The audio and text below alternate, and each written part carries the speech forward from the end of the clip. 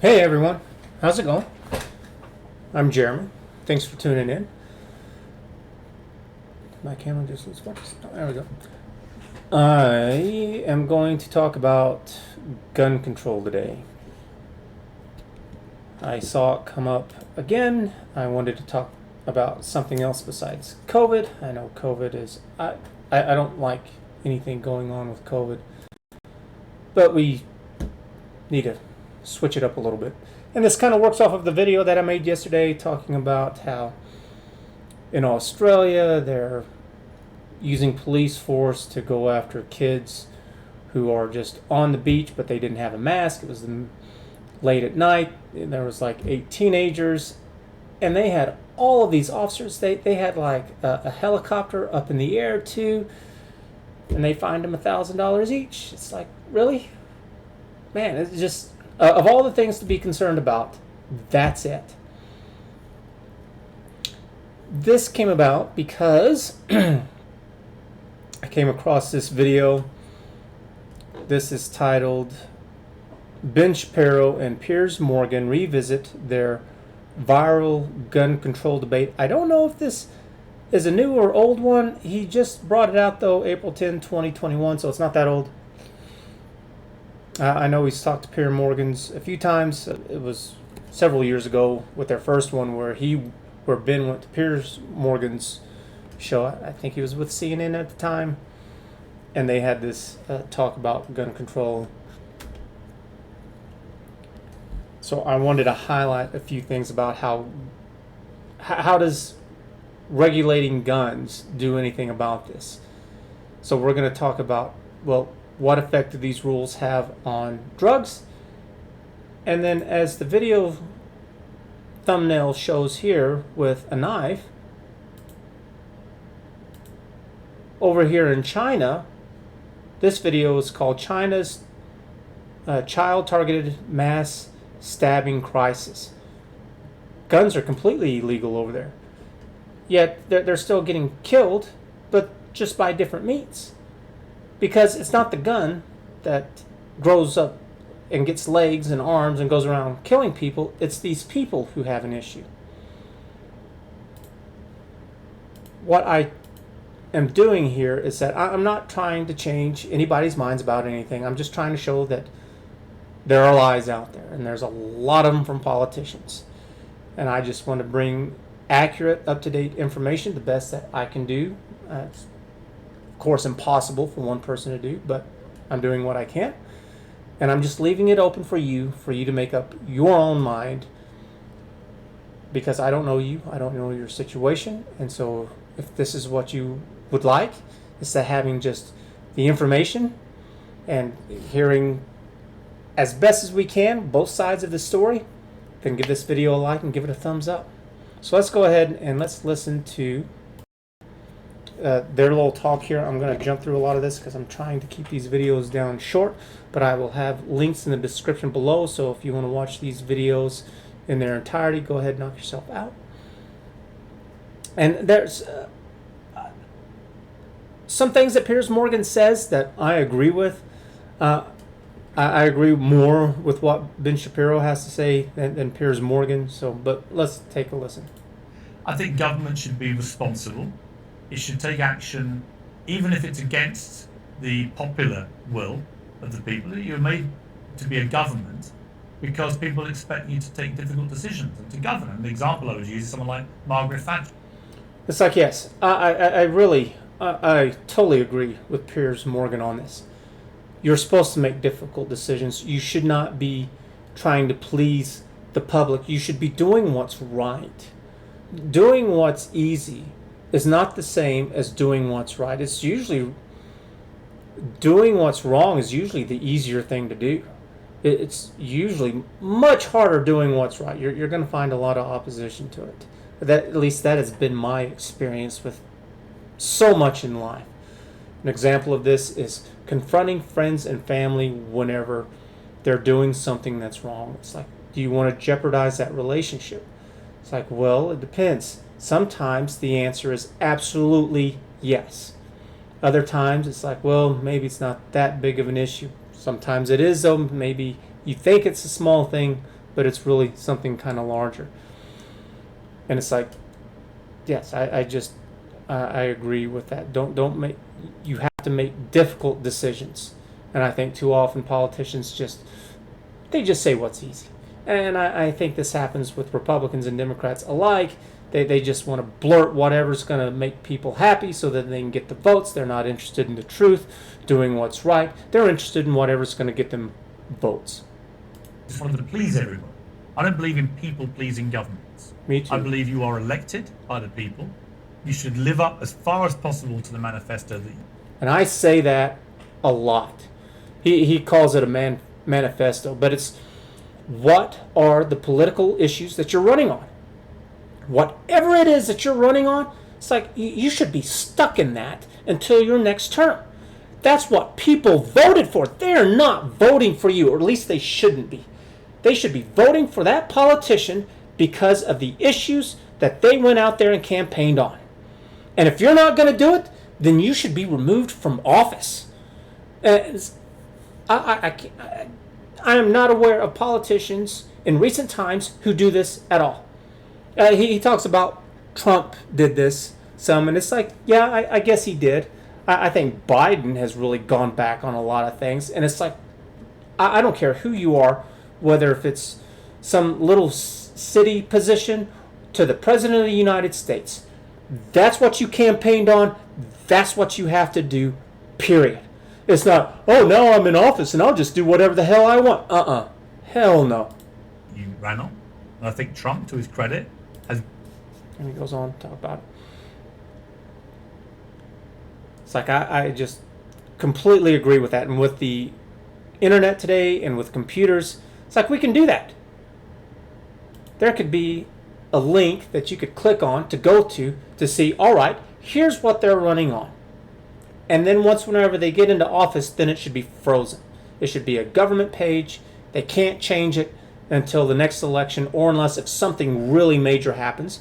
So like if there is a real pandemic, it's like, okay, well, that would be an issue that would be something that would be kind of a giveaway for change. I don't believe in something that's, you can pinpoint it down to, it's like, well, here's the rule, and the rule's just always perfect all the time, and it never needs to be broken. It's like, no, there's always exceptions. There's always exceptions.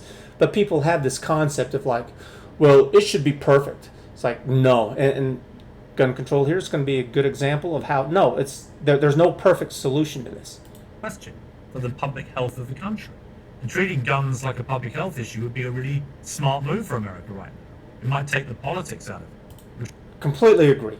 Something that I've heard is that one of the things that these shooters have in common is that they're all on some kind of prescription drug of some kind. Usually it's, I don't know what it is, if it's kind of dealing with depression or anxiety or something else more severe, or maybe a multitude of things, but they're on something. And whenever they get put on these medications, that's whenever this happens. And it's like, okay, well, if that's something that's happened, where's the data on this stuff? And if there's a big correlation with that, then let's take steps for that.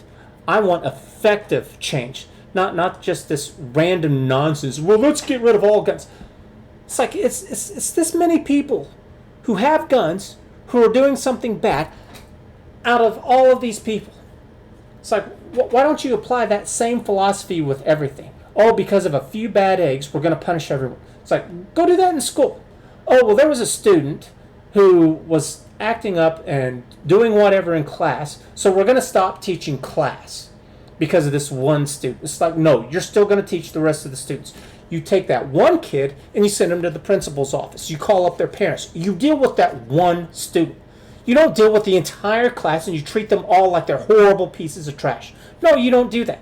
It's just like, oh, well, somebody was drinking and driving, so now everybody is restricted from driving their cars. You can't drive your car anymore because somebody was drinking and driving and killed somebody. It's like, no, you don't do that. Just because one person went out and shot up and did this horrible thing, that doesn't mean that everybody needs to lose their guns. That's ridiculous. But it's politics, because politicians don't care about what's right or wrong. They care about appeasing to this mob mentality, which has become so vicious and polarizing. In Glasgow and Scotland, had a huge problem with knife crime. A lot of knife murders, young kids, mainly white kids, stabbing each other. So they treat it like a public health debate. And they've massively reduced knife crime Great. in Scotland, which has been great. So, They took the politics out of it. I'm completely for that. Politicians need to get the hell out of it. I hate this nonsense like, well, politics and the government, they can solve all these problems. Like, no, they can't. Gun shootings is nothing new. Murder is nothing new. It's been going around forever. How about a different approach? How about we take a look at what doctors have to say, about what psychologists and counselors have to say? What are they saying? What does their research and their work show? I want to hear from them. Because that's what politicians are not. They are not psychologists. They're not sociologists. They're not pharmacists who are issuing these drugs, who know the effects of this. That's not politicians. I don't want to hear from one more damn politician about these issues. I want to hear about the experts, and that's what I'm trying to do with this. Right now, of course, it's real horrible, but I want to know from research centers and universities and doctors. I want to hear from the real professionals, and it's not a politician. And then he talks about, there was this, he gives an example of how, well, there was this 9-year-old girl, her family, and they went to a place, I think he called it Bullets and Burgers. You can go and eat a burger, and then you can go to the range and you can shoot. It's all one. And I saw the video a long time ago. I saw it again just now. And it's this little 9-year-old girl, and she's at the range, and she's shooting an Uzi. She shoots it once, one bullet, and then it's put on automatic, and it gets away from her, kills the guy, the instructor that's there. And he uses this as some kind of example as for having gun regulations. And it's like, no, it's not. You're talking about stupidity. You're talking about being complacent. You're talking about making the world perfect. You know how many times that has happened? It's like that's the only time I've ever heard of a 9-year-old girl who shot the instructor at a range. And I don't blame the girl for it. I blame the instructor, because there's no reason why he couldn't have just had his hand right there by the gun to help keep it under control, because there's no reason whatsoever why that girl could have maintained control of that gun. It's just she was just caught off guard. She shot that one round, and there wasn't a lot of kickback to it, but whenever it was several in a row, that's whenever she lost control over it. She already showed that she was completely capable of maintaining this. And you know what? You know why they let her do that? Because I am absolutely positive that she was not the only 9-year-old girl, little child, to shoot that gun. And that this isn't the only place that was going on. You're just cherry-picking nonsense is what they're doing. So let's move forward, because I don't have time to show all of this. The real question there is criminalizing recklessness, meaning that it's a weird thing to criminalize a 21-year-old drinking a non-alcoholic beer. Right. And in the other case, obviously, I would think that it should be criminal recklessness to hand an 8-year-old girl a gun she's not capable of controlling, and that would be charged. She is absolutely capable of controlling that gun. Now, I don't know. For the sake of argument's sake, let's say that she couldn't. It's like, okay, well, if she really isn't capable of controlling that gun, then yes. And it would be on the fault of that instructor. But to say that there was just no reason for doing it, that instructor knew better, but for whatever reasons, he just let his guard down. It's like there's nothing you can do about that. You are asking people to be perfect. You're asking for that instructor to always be perfect, to be on the ball all the time, every time, and every instructor everywhere, all the time, everywhere. It's like, no, it's not going to happen. Somebody at some time, someplace, they're going to mess up. And something bad's just going to happen. That's just life. I'm not perfect. You're not perfect. They're not perfect. It's just going to happen. And just because it happens doesn't mean that we're going to be able to fix it. I just tell me where this has happened, where everybody everywhere always does just one thing perfect all the time. And I will show you a liar.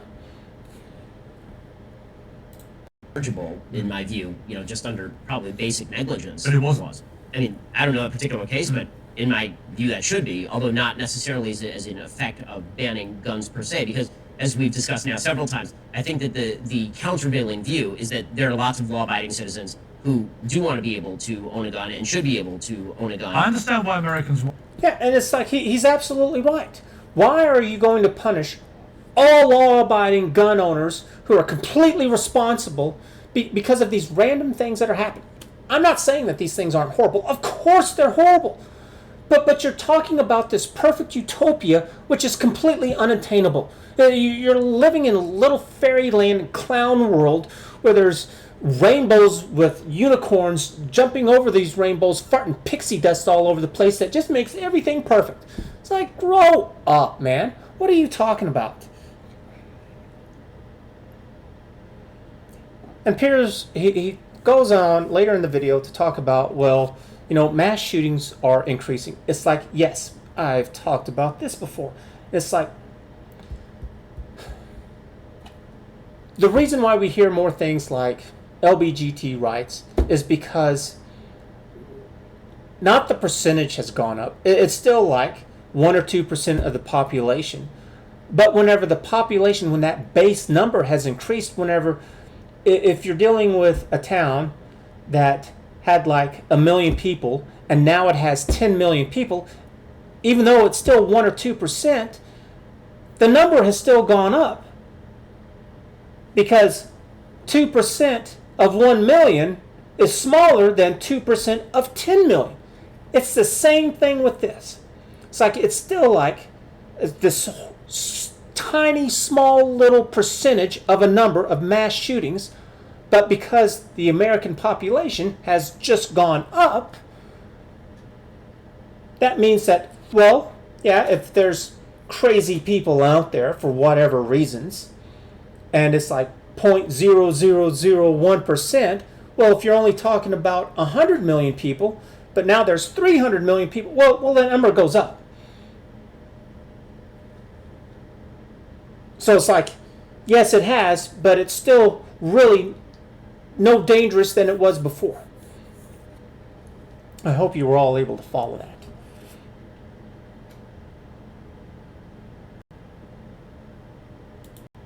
It's gone down. We have other issues in Britain, like knife crime, very serious problems of knife crime, and the reaction from the British is the same. We've got to stop this. What can we do? Let's limit the amount of...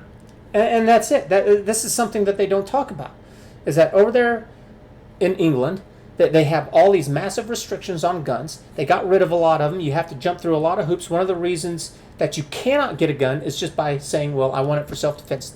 That's not a good enough reason for them. They say that's not good. It's like, yeah, it is. And Piers, he contradicts himself. He says, I understand why Americans want guns, and that's to be able to keep tyranny at bay. And with that video that I made yesterday, it seemed kind of tyrannical what was going on in some of these other places in the world, such as with New Zealand, where they're out there and they're forcing these kind of what I would deem tyrannical laws on people because they don't have guns, for one. It's like, why do you need to have a gun that has so many rounds? Because I want to keep tyranny at bay. Why do you need an automatic weapon or a semi-automatic weapon? Because I want to keep tyranny at bay. Because I don't want some lunatic people who are out of touch of reality because they have this barrier of money where even the people that they hire, even though they may be poor, it's like they're still paying them buku's amount of money because they can afford it. And so they try really hard to put on a big bright smile, and just will say and agree with whatever. And I've made a video about that. They used to have a show called Lifestyles of the Rich and Famous, and they still have shows like that. I forgot what it's... A lot of them out there, and I showed about all these billionaires, and these people are talking about these billionaires. It's like these people are they're living out there in la la land. They are so disconnected from the real world. It's because their lives are completely different. Of course it's different. And so then here, I saw this video, and this is from the podcast of the Lotus Eaters. They're a UK group here, and they have this video called Australians lockdown over one COVID case. It's like, really? So I looked it up. And yep, and here it is from BBC, the British Broadcasting Communication Network here. New Zealand enters nationwide lockdown over one COVID case. You know why? Because they're surrounded by water. In their podcast, they talk about how they locked down all of New Zealand because of one case. Why did they lock down all of New Zealand? New Zealand has multiple islands. They have 2 large ones, and then they have several little small ones kind of around here. And they locked down all of New Zealand for one case on one island. Why the hell did you do that? That seems... I do not get it at all. I understand it nefariously, but I can't put any good reason at all behind it whatsoever. I can put plenty of bad reasons behind it, but not any good ones. It's like you're doing absolutely nothing. It's like, why did you lock down the entire country? If you're really that scared about it, why didn't you just take that one person, perhaps also whoever he's been in contact or she's been in contact with, take those people too and just put them away in quarantine? Why did you do the entire country?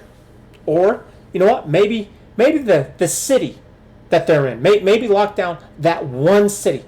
Why did you do the entire nation? It's ridiculous.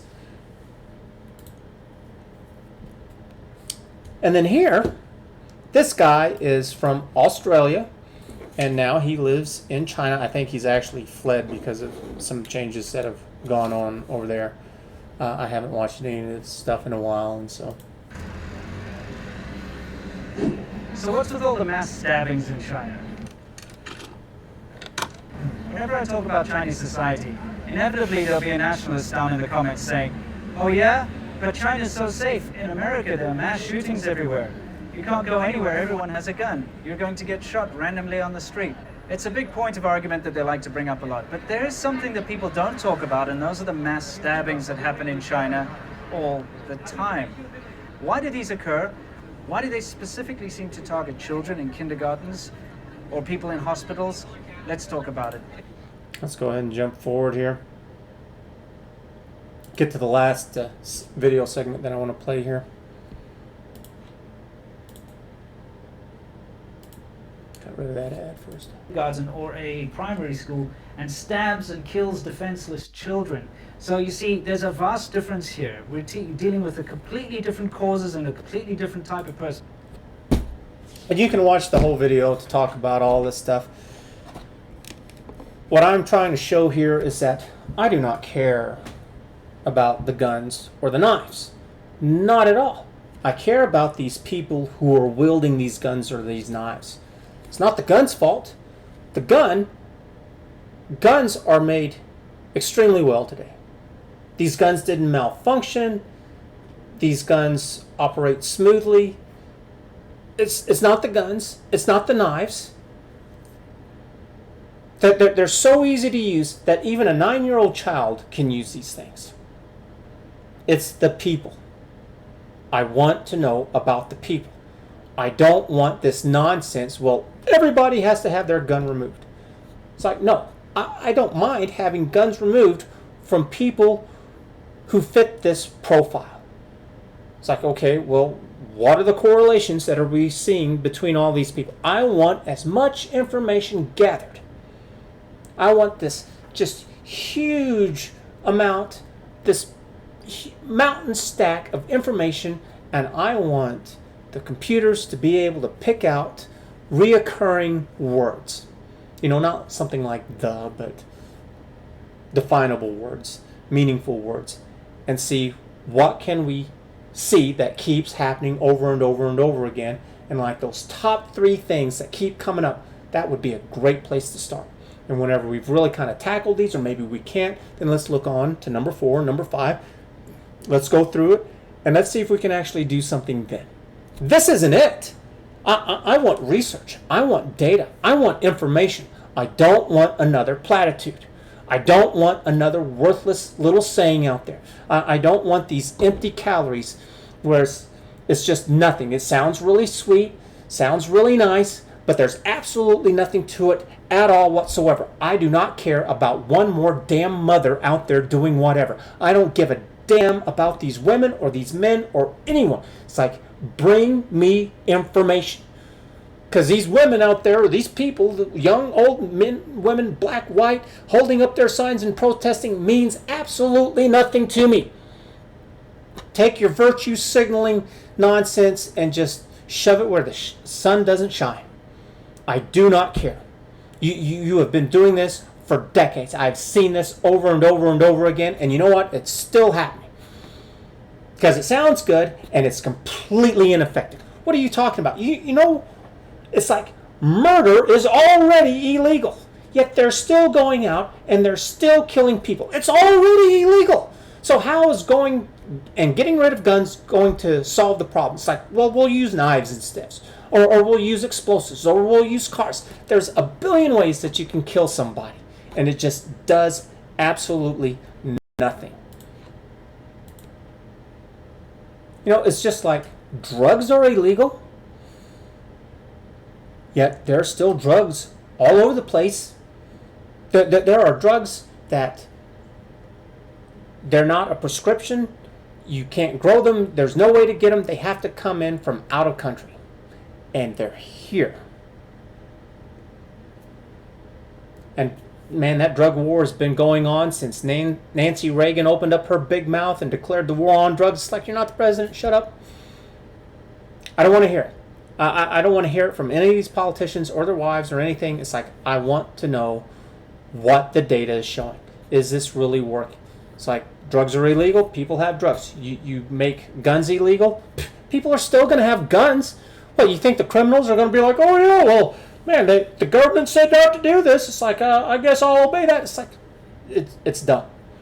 And so if you've understood this and you are tired of the lies from all these politicians and these stupid government programs and these stupid platitudes from people, and you want real information, that's what I'm doing here. So give the video a like, give it a thumbs up. Thanks for watching. We'll see you again later. Bye.